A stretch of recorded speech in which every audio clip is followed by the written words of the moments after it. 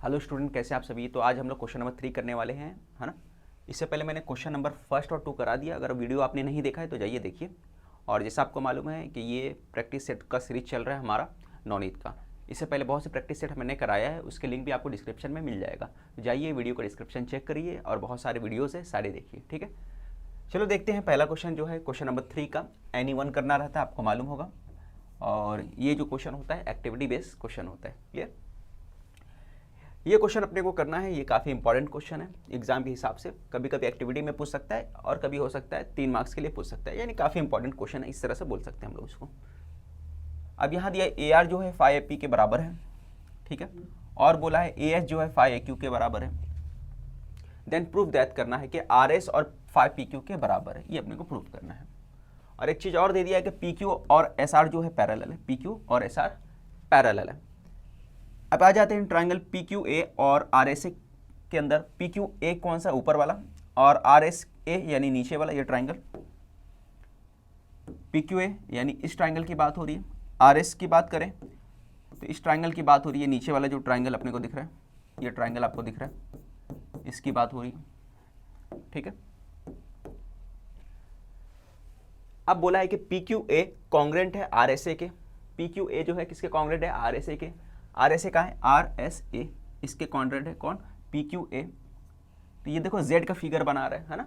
और Z का जो फिगर बनाता है उसको क्या बोलते हैं हम लोग, आपको अच्छे से मालूम होगा, अल्टरनेट एंगल। ये इस तरह से Z का फिगर बन रहा है, दिख रहा है आपको। और जो Z का फिगर बना के एंगल बनाता है अल्टरनेट एंगल बोलते हैं। तो यहाँ लिखोगे आप क्या, अल्टरनेट एंगल, अल्टरनेट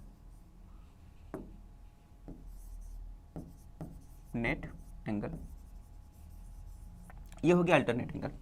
अब PAQ कहाँ है आपका, PAQ, ठीक है। अब इसको मैं मिटा देता हूँ, नहीं इसी के ऊपर बनाता हूँ, चलो। PAQ, देखो PAQ इसकी बात कर रहा है। और दूसरा क्या है, RAS इसकी बात कर रहा है ना, RAS, यानी यहाँ पे जो एंगल इसकी बात कर रहा है और इसकी बात कर रहा है, ठीक है। इन दोनों एंगल की बात कर रहा है। तो दोनों क्या, अपोजिट एक दूसरे के। तो अपोजिट होने का मतलब क्या है, वर्टिकली अपोजिट लिखोगे यहाँ पे, वर्टिकली अपोजिट एंगल,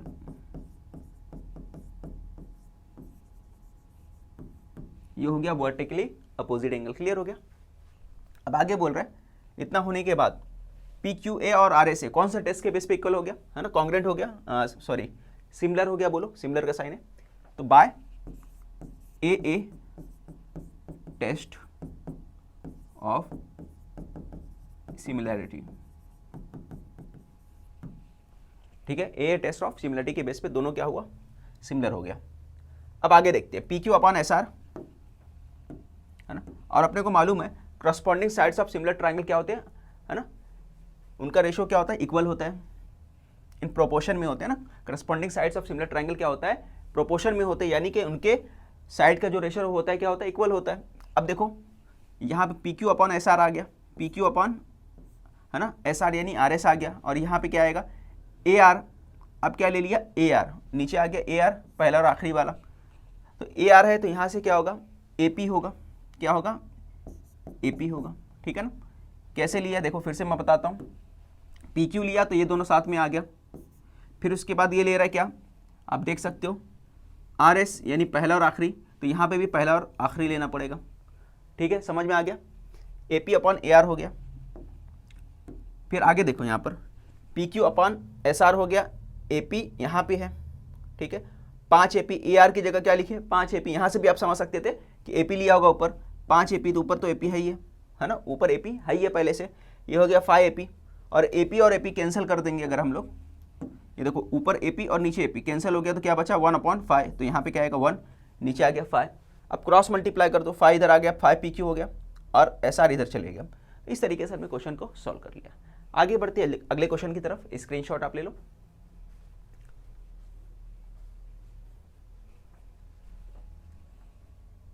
चलो ये क्वेश्चन देखते हैं। ये क्वेश्चन जो है आपका चैप्टर नंबर जो आपका कोऑर्डिनेट ज्योमेट्री का क्वेश्चन है, ठीक है। यहाँ पे आपको पहले डिस्टेंस मालूम करना है, और डिस्टेंस मालूम हो जाएगा तो आपको क्या प्रूफ करना पड़ेगा, ये क्वाड्रिलेटरल क्या है, पैरेललोग्राम है या नहीं, ये अपने को प्रूफ करना है, ठीक है।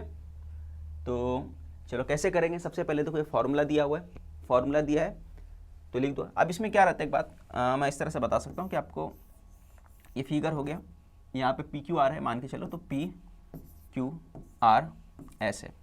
तो पैरेललोग्राम में क्या होता है, अपोजिट साइड इक्वल होते हैं। अपोजिट साइड इक्वल होने का मतलब ये दोनों एक दूसरे के इक्वल होंगे, ये एक दूसरे के इक्वल होंगे, यानी पी क्यू का डिस्टेंस वही रहेगा जो एस आर का डिस्टेंस रहेगा, और पी एस का डिस्टेंस वही रहेगा जो क्यू आर का रहेगा। अगर ये हमने प्रूफ कर दिया तो हम लोग क्या प्रूफ कर दिए कि ये जो फिगर है, ये जो पॉइंट्स दिए, कोऑर्डिनेट्स के जो पॉइंट्स दिए, ये पॉइंट्स एक्चुअली किसके हैं, पैरेललोग्राम के हैं। क्लियर?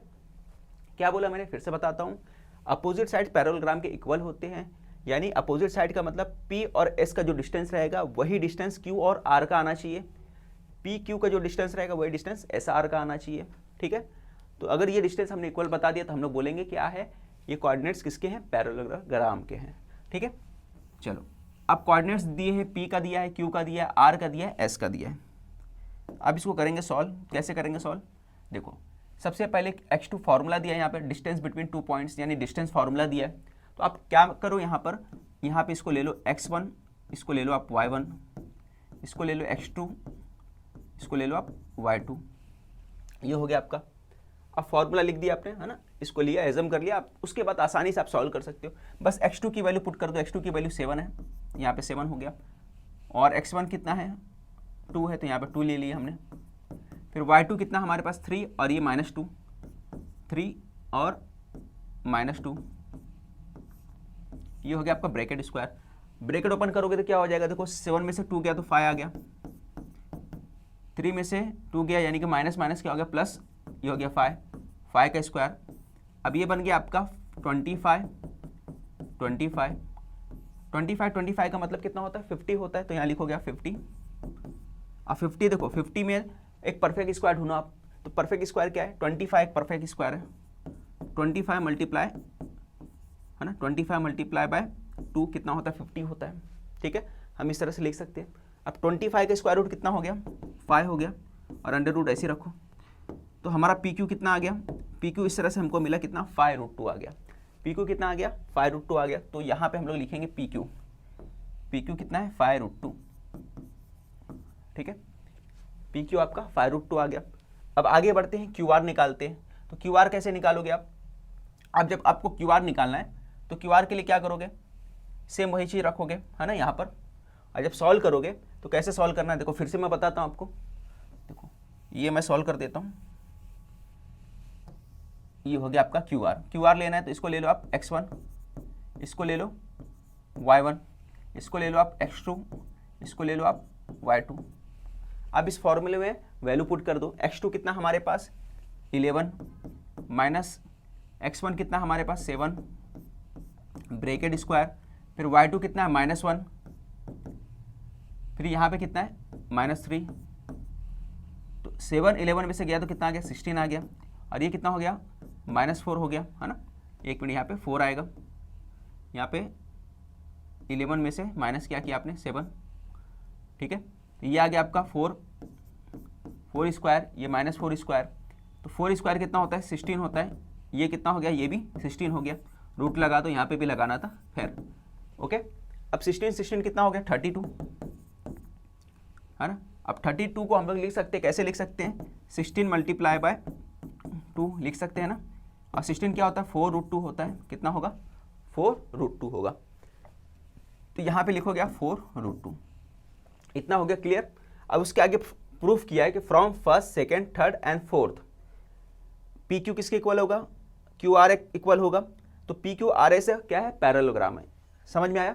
अब देखो पी क्यू जो आएगा वही आपका आएगा एस आर, एक छोड़ के आएगा, है, क्योंकि हम लोग फिगर में बनाया था ना आपका। फिर से दिखाता हूँ आपको, ये है P Q R S. P Q कितना आ गया, पी क्यू आपका आया 5√2, पी क्यू कितना आया 5√2 आ गया, और क्यू आर कितना आ गया 4√2। अपने को मालूम है फिगर देख के कि पी क्यू किसके इक्वल होगा, एस आर के, तो यहाँ पे आएगा एस आर। क्लियर हो गया। और क्यू आर किसके इक्वल होगा, क्यू आर इक्वल होगा पी एस के, तो यहाँ पे आएगा पी एस। ठीक है, अब पी एस के इक्वल होगा क्यू आर, यानी क्यू आर की जो वैल्यू होगा वही वैल्यू पी एस का होगा। पी एस कितना आएगा 4√2 आएगा। ठीक है, पी क्यू इक्वल है एस आर के, तो पी क्यू जो होगा वही एस आर होगा। पी क्यू कितना हमारे पास 5√2, तो एस आर भी कितना होगा 5√2 होगा। क्लियर हो गया। सिर्फ 2 को सॉल्व करके हमने क्या किया, तीसरा और चौथा भी मालूम कर लिया, हमारा टाइम बच गया। आगे देखते हैं, आगे कुछ लिखने की जरूरत नहीं है ना, हो गया प्रूफ। स्क्रीनशॉट ले लो, फिर अगला क्वेश्चन करते हैं।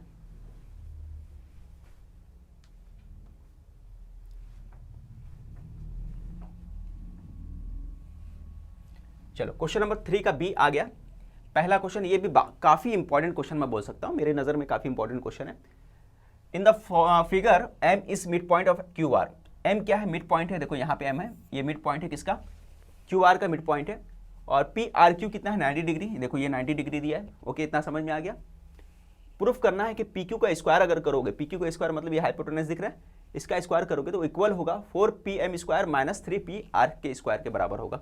ये चैप्टर नंबर 2 का क्वेश्चन है, ठीक है, पाइथागोरस वाला। तो हम लोग स्टार्ट करते, क्या लिखते हैं, in triangle P are Q, in triangle P are Q, angle क्या दिया है, एंगल पी आर क्यू जो दिया है कितना है, 90 डिग्री दिया है। Angle P R Q 90 degree दिया है। तो हम लोग बोल सकते हैं ट्राइंगल का नाम क्या भाई, P R Q is a right angle triangle. तो एक तरह से क्या है, राइट एंगल ट्राइंगल है, ठीक है। ये हमने बता दिया, पहला काम ये हमने कर दिया। अब आगे बढ़ते हैं। अब क्या करोगे, अब पाइथागोरस का थ्योरम लगा दो। तो क्या आएगा, पाइथागोरस का थ्योरम लगाओगे तो बाय पाइथागोरस थ्योरम, पीजीटी आपने लगा दिया। पी क्यू का स्क्वायर क्या होगा, पी क्यू का स्क्वायर इक्वल टू होगा, पी क्यू का स्क्वायर यानी हाइपोटेनस का स्क्वायर इक्वल टू किसके होता है, रिमेनिंग 2 साइड्स के स्क्वायर के सम के बराबर। रिमेनिंग साइड क्या है, यहाँ से है पी आर, ये हो गया पी आर स्क्वायर, और यहाँ पे क्या है, आर क्यू है, तो आर क्यू का स्क्वायर लिख दो आप। तो यहाँ पे आपने लिख दिया आर क्यू का स्क्वायर। इतना क्लियर हो गया। अब इतना लिखने के बाद इसको चाहो तो आप नंबर 1 दे सकते हो, हमने नंबर 1 दे दिया। अब सेकंड वाले ट्राइंगल के अंदर आ जाओ, ये जो ट्राइंगल दिख रहा है इसके अंदर आ गया आप, ठीक है। अब लिखो इन ट्राइंगल कौन सा ट्राइंगल है, P R M, angle R equal to 90 degree. Angle R कितने का है, 90 डिग्री का है, ये एंगल आर 90 डिग्री का है। तो ये भी ट्राइंगल कौन सा हो गया, right angle triangle. Therefore triangle P R M is a right angle triangle। ये भी एक राइट एंगल ट्राइंगल है। क्लियर हो गया, पी आर एम हो गया राइट एंगल ट्राइंगल। अब यहां पे भी पाइथागोरस का लगाओ, इस्तेमाल करो। Therefore by P G T Pythagoras theorem का यूज करोगे, क्या होगा, पी एम का स्क्वायर जो करोगे आप, तो पी एम का square equal to P R का स्क्वायर प्लस आर एम का स्क्वायर। ये हो गया क्लियर। अब लिखोगे कैसे, पी एम का स्क्वायर हो गया आर एम का स्क्वायर। अब इसमें एक पॉइंट और नजर आ रहा है आपको कि देखो यहाँ पे आर क्यू जो दिख रहा है ना, आर क्यू का हाफ क्या है, आर एम है ना। तो मैं बोलूंगा कि आर एम जो है, आर एम किसका हाफ है, आर क्यू का हाफ है, किसका, आर क्यू का। नाउ करके लिखोगे, ठीक है। अब इसको नंबर 2 दे दो, इसको हमने नंबर 2 दे दिया। अब यहाँ पे आर क्यू नंबर 3 दे दो, चलो इसको हमने नंबर 3 दे दिया, ये हमने कर दिया। अब देखो यहाँ हम लोग आ जाते हैं, पी आर आर एम है, तो पी एम जो है, P M square P R square, और देखो यहाँ पे आर एम है, तो आर एम की जगह बच्चों हम लोग लिख सकते हैं ना आर क्यू, तो लिख दो 1/2 आर क्यू होल स्क्वायर। समझ में आया। देखो यहाँ पे आर एम है, आपको नजर आ रहा है, ये आर एम की वैल्यू हमने यहाँ पर रिप्लेस कर दिया, किससे रिप्लेस कर दिया, आर एम की वैल्यू 1/2 आर क्यू से, क्योंकि हमने यहाँ पे प्रूफ किया है ना, क्योंकि उसका हाफ होता है। अब आगे देखो, ये होने के बाद अब ये ब्रैकेट ओपन करोगे तो क्या हो जाएगा, P M square P R square 1/4 R Q square, ये हो गया। अब क्रॉस मल्टीप्लाई करो, तो क्रॉस मल्टीप्लाई करोगे तो क्या होगा, या फिर 4 से मल्टीप्लाई पूरे ब्रैकेट को कर दो, है ना, मल्टीप्लाई बाय 4 लिख दो, मल्टीप्लाई बाय 4 से हमने मल्टीप्लाई कर दिया। 4 से मल्टीप्लाई करोगे तो यहाँ पे हो जाएगा 4pm², यहाँ पे आ जाएगा 4pr², यहाँ पे हो जाएगा 4 मल्टीप्लाई बाय 1/4 r³²। अब देखो 4 से 4 यहाँ पे कैंसिल दिख रहा है, तो ये दोनों 4 से 4 कैंसिल हो गए। तो क्या बचा यहाँ पे, जो बचा वो लिख दो। तो आपको नज़र आ रहा है 4pm² 4pr² r³ हो गया, है ना, ये r³ हो गया, ये 4pr है, ठीक है, 4pr है तो हम लोग इसको क्या लिख सकते हैं 4pm² 4pr, तो 4pr की जगह हम लोग लिख सकते हैं 3pr² प्लस pr² r³², ठीक है। अब बोलोगे सर ऐसा कैसा हो गया, अरे भाई ये 4 है, ये नंबर 4 है, तो 4 को 3 और 1 लिख सकते हैं ना, 3 और 1 मिलकर भी तो 4 बनते हैं, ऐसा भी लिख सकते हैं। 2 और 2 मिलकर भी तो 4 बनते हैं, ऐसा भी लिख सकते हैं, है ना। तो 2 से 2 बन के 4 होता है, 3 और 1 से 4 हो सकते हैं, यानी 4 को लिखना चाहो तो इस फॉर्म में भी लिख सकते हो, 4 को लिखना चाहो तो इस फॉर्म में भी लिख सकते हो, क्लियर। तो वही काम हमने यहाँ पे किया, 3 और 1 4 होता है ना, तो 3 1 4 हो गया। अब ये देखो पी आर और ये पार्ट जो हो गया आपका दिख रहा है, पी आर प्लस r³, ये कहाँ पे है देखो भाई, ये देखो यहाँ पे दिख रहा है, ये आपको यहाँ दिख रहा है, ये पार्ट पी आर r³ किसके इक्वल होते हैं, वो होता है PQ स्क्वायर के इक्वल होता है। तो मैं लिख सकता हूँ यहाँ पर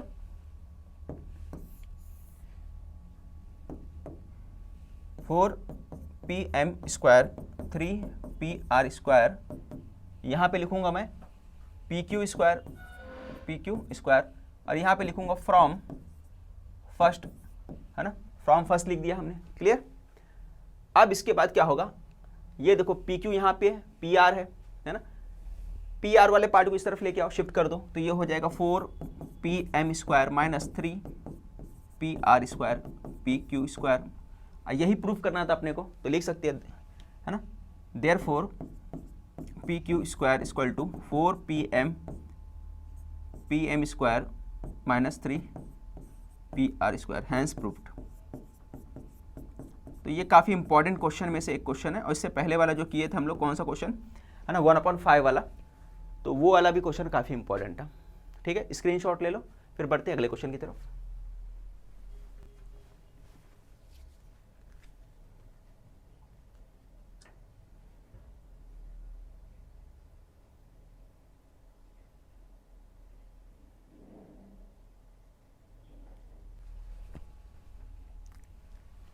चलो ये थ्योरम दिया है, ठीक है, क्वेश्चन नंबर 2 में थ्योरम दे दिया, an exterior angle of cyclic quadrilateral is congruent to the angle opposite to it is adjacent interior angle, ठीक है। एडजेसेंट इंटीरियर एंगल का जो है उसके क्या होता है, exterior angle of cyclic quadrilateral. सबसे पहले काम करो, एक साइक्लिक क्वाड्रिलेटरल बना लो, तो मैं बनाता हूं,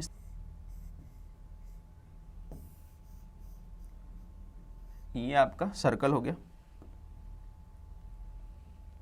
ठीक है। अब क्या बोला है, एक साइक्लिक क्वाड्रिलेटरल बोला है, तो यहाँ पे एक बनाते हैं हम लोग साइक्लिक क्वाड्रिलेटरल, ठीक है, और ये बाहर तक निकाल दिया हमने, ये हो गया एंगल। अब यहाँ पे नाम दे दिया हमने ABCD दे दिया, चलो ABCD, ये एक्सटीरियर एंगल हो गया, क्योंकि बोला है एक्सटीरियर एंगल की बात कर रहे हैं, यहाँ पे एक्सटीरियर एंगल की बात किया है, तो एक्सटीरियर एंगल हमने बना दिया। और यहाँ पे ले सकता हूँ मैं, ठीक है, यहाँ पे एंगल हो गया एक्सटीरियर। अब चलो आगे देखो, किसकी बात कर रहा है, exterior, an exterior angle of cyclic quadrilateral is congruent to the angle opposite to it is adjacent interior angle, है ना, एडजेसेंट इंटीरियर एंगल के अपोजिट, ठीक है। ये एक्सटीरियर एंगल है, तो इसके अंदर साइड जो हो गया इंटीरियर एंगल हो गया, यानी कि किस एंगल की बात कर रहे हैं, इस एंगल की बात कर रहे हैं, है ना। इसके सामने वाला जो है, इसके सामने वाला कौन सा एंगल है, देखो सामने वाला अपोजिट साइड जो एंगल दिख रहा है, ये एंगल है, यानी कि बोलने की क्या कोशिश कर रहा है कि ये वाला जो एंगल है ना, बाहर का जो एंगल है, वो किसके इक्वल है, इस एंगल के अंदर साइड में, एक्सटीरियर जो है, ये इंटीरियर के सामने वाला जो एंगल है उसके इक्वल है। ये बात बता रहा है अपने को, यानी यही चीज अपने को क्या करना, प्रूफ करना है। तो टू प्रूफ में लिख सकता हूं मैं, टू प्रूफ में इसको थोड़ा नीचे लिखता हूं, टू प्रूफ क्या करना अपने को ये प्रूफ करना है कि डी ए बी एंगल जो है हमारा, कौन सा एंगल डी ए बी है ना, वो कॉन्ग्रेंट है, किसके कॉन्ग्रेंट है, डी सी एम लिख दो, चलो डी सी एम के कॉन्ग्रेंट है, डी सी एम के, ये इसके कॉन्ग्रेंट है। क्लियर हो गया। और क्या गिवन पार्ट दिया है, तो यहां पे गिवन में लिख दो सबसे पहले, गिवन,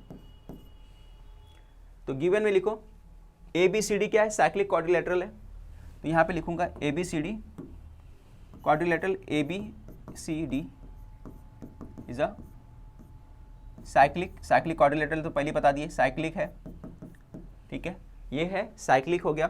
डी सी एम क्या है, एक्सटेरियर एंगल है, एंगल डी सी एम हमारा जो है एक्सटेरियर एंगल है, एक्सटेरियर एंगल, ये हमारा एक्सटेरियर एंगल हो, ये क्लियर हो गया। अब टू प्रूफ में आ जाओ, उसके बाद प्रूफ क्या करना अपने को, उसमें आ जाओ, यहां पे हम लोग लिखते हैं प्रूफ।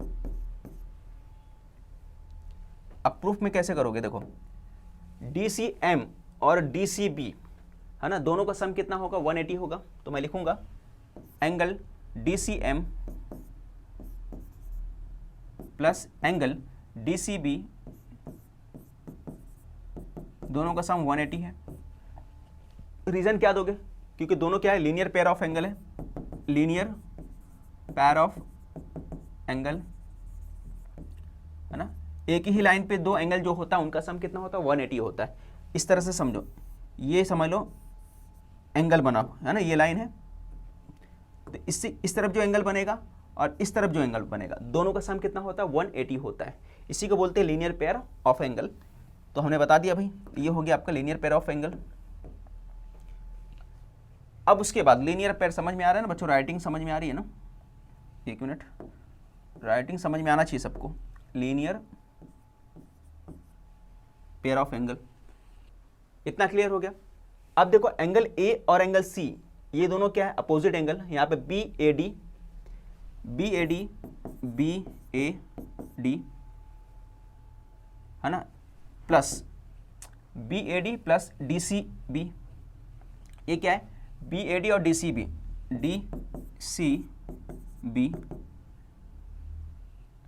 बी ए डी और डी सी डी है, सॉरी डी है यहाँ पर, डी सी डी, दोनों का सम कितना है, 180 है ना। ये देखो ये और ये दोनों का सम कितना है, 180। क्यों 180 है, क्योंकि आपको मालूम है साइक्लिक क्वाड्रिलेटरल थ्योरम में कि अपोजिट साइड जो होते हैं, अपोजिट एंगल जो होते हैं उनका सम कितना होता है, 180 होता है। तो यहाँ पे लिखोगे cyclic quadrilateral theorem, lateral theorem,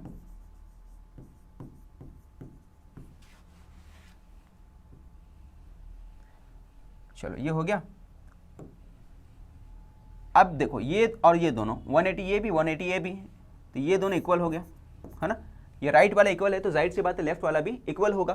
तो लिखो D C M plus D C B is equal to B A D plus D C D है ना, डी सी डी मैंने लिख दिया यार, डी सी बी है, सही है, डी सी बी था, डी सी बी, ठीक है, डी सी बी, और ये बी ए डी था बरोबर, यहाँ पे भी क्या आएगा, डी सी बी होगा, ये क्या होगा, डी सी बी, इसकी बात हो रही है, इस तरह से ले लिया था मैंने।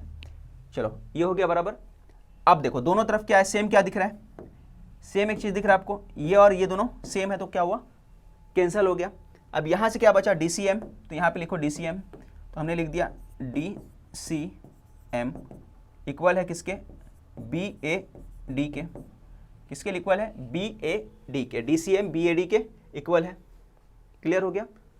अब ये दोनों इक्वल है तो जाहिर सी बात है ये दोनों कॉन्ग्रेंट भी होंगे, तो हम लोग लिख सकते हैं देयरफॉर डी सी एम, और यहाँ पे क्या, डी ए बी लिख दो बी ए डी की जगह है ना, बी ए डी कॉन्ग्रेंट है, किसके कॉन्ग्रेंट है, डी सी एम के।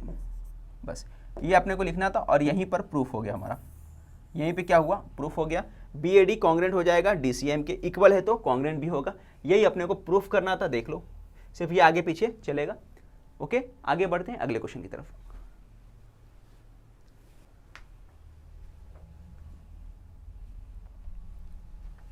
चलो, ये क्वेश्चन जो है ट्रिग्नोमेट्री का है। Two buildings are in front of each other on road of with 12 metres from top of the first building having height of 10 metres. तो दो बिल्डिंग अपने को बनाना है ना। तो बनाते हैं दो बिल्डिंग। पहली बिल्डिंग ये हो गई, एक छोटी वाली बिल्डिंग, और थोड़ी सी और छोटी कर लेते इसको, ये छोटी वाली, और एक बड्डी वाली, है ना। तेरी बिल्डिंग के सामने एक बिल्डिंग बनाऊंगा मैं, है ना। तेरे घर के सामने एक घर बनाऊंगा। तो घर बन गया, बिल्डिंग बन गया। भाई क्यों बनाएगा? क्यों बनाएगा? देखने के लिए। किसको देखने के लिए बनाएगा? हाँ, क्लास में भी सब देखते हैं एक दूसरे को, बहुत देखते हैं, मालूम है मेरे को। हाँ, देखो को मत, इधर पढ़ाई करो, पढ़ाई, एग्ज़ाम आने वाला है ना। नहीं तो देखने देखने में चक्कर में क्या होगा, पूरा कुल चक्कर हो जाएगा, घन चक्कर हो जाओगे तुम, और एग्ज़ाम ऐसे चले जाएगा। तो 2 महीना अच्छे से निकाल लो, पढ़ाई वढ़ाई करो, हाँ, पढ़ाई वढ़ाई करो, IAS OAS बनो। चलो देखो यहाँ पे क्या दिया है, इन दोनों के बीच का जो डिस्टेंस है यहाँ से लेकर यहाँ तक, ये देखो यहाँ से लेकर यहाँ तक जो दिया है, ये कितना दे दिया? ये 12 दे दिया, ठीक है। ये कितना है? 12 दे दिया। अब ऊपर का जो है पार्ट बोला है, क्या बोला भाई? ऊपर बता रहा है कि ईच अदर, पहले वाले का फर्स्ट बिल्डिंग हाइट 10 मीटर्स, पहले बिल्डिंग का हाइट कितना है? 10 मीटर। ये कितना है? 10 मीटर है। उसके बाद angle of elevation of the second building is 60 degree. अब एंगल ऑफ एलिवेशन जो बन रहा है, यहाँ से एंगल ऑफ एलिवेशन जो बन रहा है वो कितने का बन रहा है? 60 डिग्री का बन रहा है, ठीक है। और आगे क्या बोल रहा है? What is the height of the second building, second building का हाइट कितना है ये अपने को मालूम करना है, ठीक है।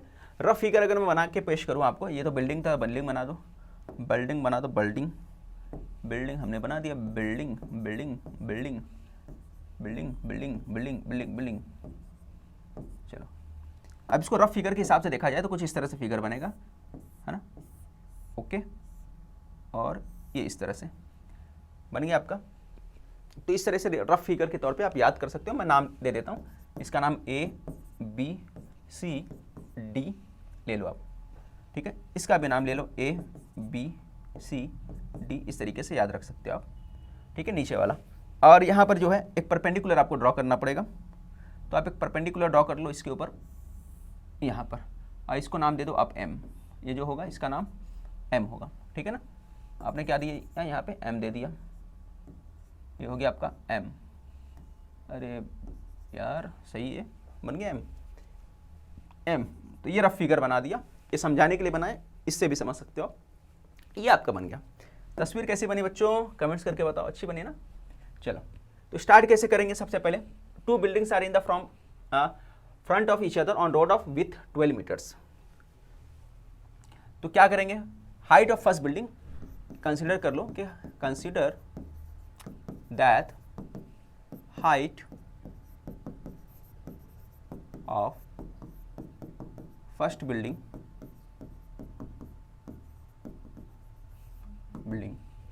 कितना है? फर्स्ट बिल्डिंग की हाइट 12 मीटर्स है ना। हाइट ऑफ फर्स्ट बिल्डिंग इस करके लिखो, इस AB ले लिया हमने, क्या ले लिया? AB। और यहाँ पे लिखोगे height of second building, height of second building is DC, क्या ले लिए? DC। स्टार्ट क्या करोगे? हाइट ऑफ लिखोगे, यहाँ पे पूरा लिख देता हूँ भाई, है ना। Height of second building is DC, पहले वाले का हाइट AB, दूसरे वाले का DC। और D angle A, angle A is a, angle A को क्या लिया हमने? Angle of elevation. Angle A is a angle of elevation, elevation हो गया, ठीक है। ये हो गया क्लियर। अब उसके बाद आगे, आगे क्या करोगे? आगे बोलो, आगे फटाफट बताओ क्या करोगे, है ना। ये होने के बाद आप सबकी वैल्यू पुट कर दो, जिसकी जिसकी वैल्यू वो पुट कर दो। बट यहाँ पे एक चीज़ और पूछा है, क्या दिया भाई, विथ है ना, रोड का विथ जो दिया वो बोला है ना, वो भी लिख दो, road with, road with, road with को क्या ले लिया हमने, रोड का जो विथ है उसको ले लेते हम लोग, क्या लोगे भाई, BC ले लो, क्या ले लिया हमने, BC ले लिया।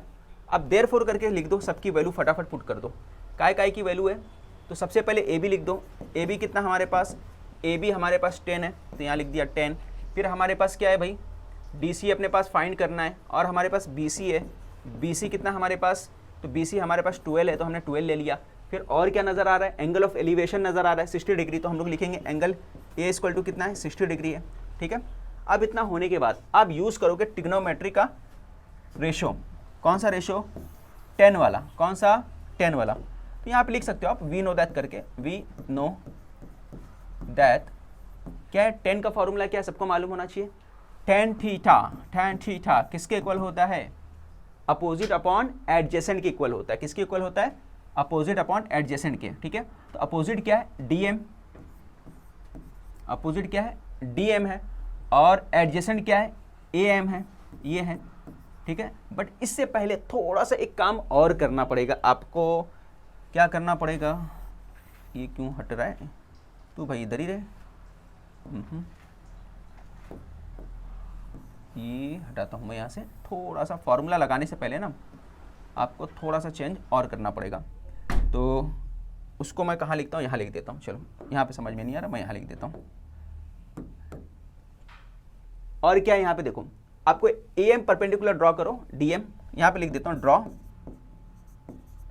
AM परपेंडिकुलर किसके ऊपर, DC के ऊपर, DC के ऊपर परपेंडिकुलर ड्रॉ करना है, ये हमने कर दिया, ठीक है, DC के ऊपर परपेंडिकुलर ड्रॉ कर दिया।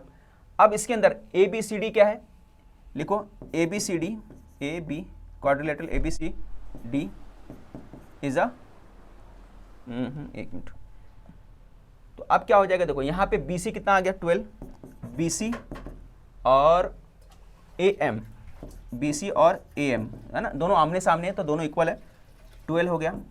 फिर उसके बाद AB और MC कितना हो गया, वो भी 10 हो गया, तो हमने लिखा AB और MC जो है ये भी 10 हो गया। तो ये फिगर जो हो गया आमने सामने वाले इक्वल है, तो हम लोग क्या बोलेंगे, ये क्या है, रेक्टेंगल है, तो हम लोग बोल सकते हैं quadrilateral ABCD is a rectangle, ये बता दिया आपने, ये क्या है, एक तरह से रेक्टेंगल है। तो ये पार्ट आपको लिखना है, ये लिख लेना, मैंने नहीं लिखा था, वापस लिख दिया मैंने। अब इसमें आ जाओ, tan थीटा इक्वल किसके होता है, अपोजिट अपॉन हाइपोटेनस, तो ये हमारा थीटा यहाँ पे, एंगल यहाँ पे, अपोजिट यानी कि DM, एडजेसेंट यानी कि AM। तो DM हमारे पास कितना है, तो DM हमारे पास तो भैया है नहीं, और AM तो है, AM कितना हमारे पास 12 है, ये भी 12, तो ये भी 12 है ना, तो AM हमारे पास 12 है, तो हमने यहाँ पे लिख दिया 12, और DM को ऐसे लिख दो जो फाइंड करना है, tan Q, तो tan Q है ना, यहाँ पे लिखना पड़ेगा tan कितना है, 60 डिग्री, ये हो गया आपका 60 डिग्री हो गया। अब 60 डिग्री यानी कि √3 होता है, tan की वैल्यू अगर 60 है तो किसके इक्वल होगा, √3, और tan की वैल्यू अगर 45 है तो कितना होगा, कमेंट्स करके बताओ। तो ये हो गया √3, और DM ये हो गया 12। अब क्रॉस मल्टीप्लाई कर दो, तो DM फाइंड करने के लिए क्या करोगे, क्रॉस मल्टीप्लाई करोगे, तो 12 इधर आ जाएगा, तो हो जाएगा 12√3, तो DM हमारे पास कितना आ गया, 12√3 आ गया। तो हमारे पास ये आ गया, DM आ गया। फिर आगे क्या मालूम करना अपने को, DC मालूम करना है। ये DM आ गया कितना, 12√3 आ गया। क्या मालूम करना है, DC। तो DC कैसे मालूम करोगे, तो अपने को मालूम है भाई कि DM जो है, DC जो है, जो हमारा DC है किससे बना हुआ है, MC को और DM को प्लस कर दोगे तो क्या बन जाएगा, वो बन जाएगा आपका DC बन जाएगा। तो मैं लिखूंगा यहाँ पे DM प्लस MC, दोनों को हमको क्या करना है, प्लस करना है। और ये कितना है, 12√3, और MC कितना है, तो MC यहाँ 10 है, तो ये भी 10 है। हमने ऊपर ही बताया कि MC कितना था हमारे पास, 10 है, देखो यहाँ पे बताया था ना हमने, तो ये कितना है, 10 है, तो यहाँ पे लिख दो 10। क्लियर, ये आपको समझ में आ गया। तो हमारा फाइनल जो DC की वैल्यू आ गई, ये हमारी DC की वैल्यू आ गई। मेरे ख्याल से आपको समझ में आ गया होगा। स्क्रीनशॉट ले लो, फिर आगे बढ़ते हैं अगले क्वेश्चन की तरफ।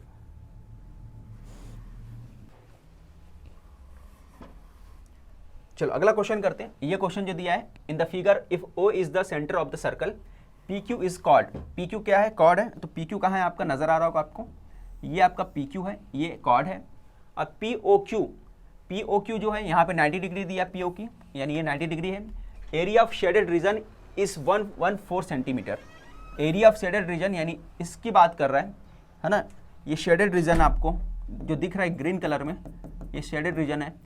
तो ये रीजन कितना है? 114 सेंटीमीटर स्क्वायर है, 114 सेंटीमीटर स्क्वायर है। Find the radius of the circle. Circle का क्या मालूम करना है? रेडियस मालूम करना है।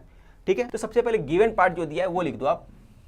क्या दिया है ना, इन फिगर लिख सकते हो, इन फिगर लिख देता हूं। चलो, एंगल POQ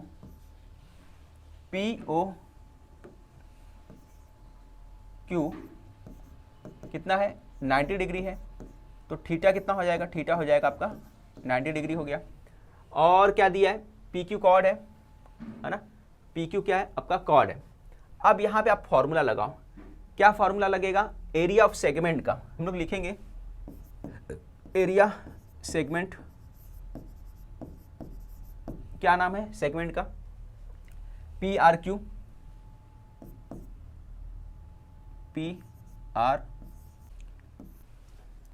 यहाँ आएगा पाई R square pi theta upon 360, minus आएगा, माइनस पे यहाँ पे आएगा साइन थीटा अपॉन 2। ये आपका फॉर्मूला हो गया। ठीक है, ये आपका फॉर्मूला हो गया। अब वैल्यू पुट कर दो फटाफट। तो चलो वैल्यू पुट करते हैं। सबसे पहले एरिया ऑफ सेगमेंट PRQ कितना दिया है अपने पास? एरिया ऑफ सेगमेंट यानी शेडेड एरिया। तो शेडेड एरिया कितना दिया अपने पास? 114 दिया है ना, 114 दिया है। तो यहाँ पे लिखो आप 114 स्क्वायर सेंटीमीटर है ना, सॉरी 114 हो गया। इसके बाद R स्क्वायर, R कितना है अपने पास वो फाइंड करना है, तो R स्क्वायर वैसे ही लिखो। ये हो गया पाई की वैल्यू 3.14 ले लो, क्योंकि यहाँ पे दिया हुआ है। नहीं दिया रहता तो अपनी मर्जी से ले सकते थे। थीटा कितना हमारे पास? थीटा हमारे पास देखो 90 डिग्री है, तो थीटा यहाँ पे लोगे 90 डिग्री, फिर divide by 360 minus sine theta. Sine कितना हमारे पास? साइन 90 है ना। साइन 90 कितना होता है? साइन थीटा की जगह 90 रखोगे तो साइन 90 आपका यहाँ पे होगा 1 और नीचे क्या आया? 2 आया। ठीक है, 1 क्यों लिखे? क्योंकि हमको मालूम है साइन 90 कितना होता है? 1 होता है, तो इसलिए रखें। समझ में आया? ओके, तो चलो आगे कैसे सॉल्व करोगे? यहाँ पे गौर करना। ये और ये कैंसिल हो गया, ये दोनों कैंसिल हो गया। 94 जा है ना, 0 0 से कैंसिल, 94 जा होता है। अब इन दोनों को सेम बनाने के लिए ऊपर 2 से और नीचे 2 से मल्टीप्लाई कर दो, तो देखो दोनों तरफ 4 बन जाएगा। 2 2 जा 4, यहाँ भी 4, यहाँ भी 4। और जब डेनोमीटर सेम होता है तो न्यूमरेटर क्या होता है? न्यूमरेटर में जो प्लस माइनस जो भी लगा रहेगा बीच में वो होगा। तो डेनोमीटर सेम हो गया तो हम उसको क्या लिखेंगे? 1 टाइम लिखेंगे, -2 1 टाइम लिख दिए। सबको समझ में आ गया होगा हमने क्या किया? डेनोमीटर में हमने क्या किया? ऊपर नीचे 2 2 से मल्टीप्लाई करके 4 बना लिया। यहाँ भी 4 हो गया, यहाँ भी 4 था तो 4 और 4 आ गया, क्योंकि डेनोमीटर अगर सेम है तो उसको 1 टाइम लिखा जाता है। यहाँ पे 1 1 4 लिखा आपने। अब ये माइनस कर दो आप, तो कितना आएगा? माइनस करने के बाद देखो, माइनस करने के बाद क्या आएगा? देखो यहाँ पर ये पूरा माइनस किया आपने, तो 1 1 4 यहाँ पे है, तो ये आ गया आपका R स्क्वायर 314, तो 1.14 हो गया, डिवाइड बाय 4 हो गया। ठीक है, ये हो गया आपका क्लियर। अब ये पार्ट यहाँ से देखो, पॉइंट हटाओगे, यहाँ से मैं क्या करता हूँ? पॉइंट हटाऊंगा। यहाँ से मैंने पॉइंट हटा दिया तो यहाँ पे आएगा नीचे 2 बार 0, 100 हो गया है ना। यहाँ पे भी पॉइंट यहाँ हटा तो क्या हो गया? यहाँ 114 हो गया, यहाँ 100 हो गया। अब जो फाइंड करना है उसको अलग लिखेंगे है ना, जो फाइंड करना है उसको अलग लिखते हैं। तो R स्क्वायर को अलग लिखो, यानी कि R स्क्वायर को यहीं रहने दो। 114 अपनी जगह पे रहेगा, 4 यहाँ पे जाएगा, 100 भी यहाँ पे जाएगा इसके बाजू में, तो 100 आ गया। और 114 यहाँ पे ऊपर है तो यहाँ पे आके नीचे आ जाएगा ना, ऊपर वहाँ पे है तो यहाँ नीचे आ जाएगा। तो ऊपर सेम दिख रहा है, क्या क्या सेम दिख रहा है? ये दोनों सेम है तो कैंसिल हो गया। ठीक है, और ये 4 और 100, 4 का स्क्वायर रूट कितना होता है? 2 होता है, और 100 का स्क्वायर रूट कितना होता है? 10 होता है। ठीक है, पावर हटाने के लिए क्या किया? स्क्वायर रूट कर लिए।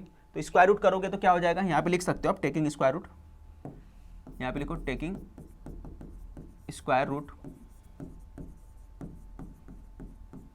ठीक है। तो ये हो गया r इक्वल टू कितना आ गया, r इक्वल टू 20 आ गया, ठीक है। तो r कितना आ गया 20 सेंटीमीटर। तो स्क्रीनशॉट ले लो, फिर अगले वीडियो में मिलते हैं।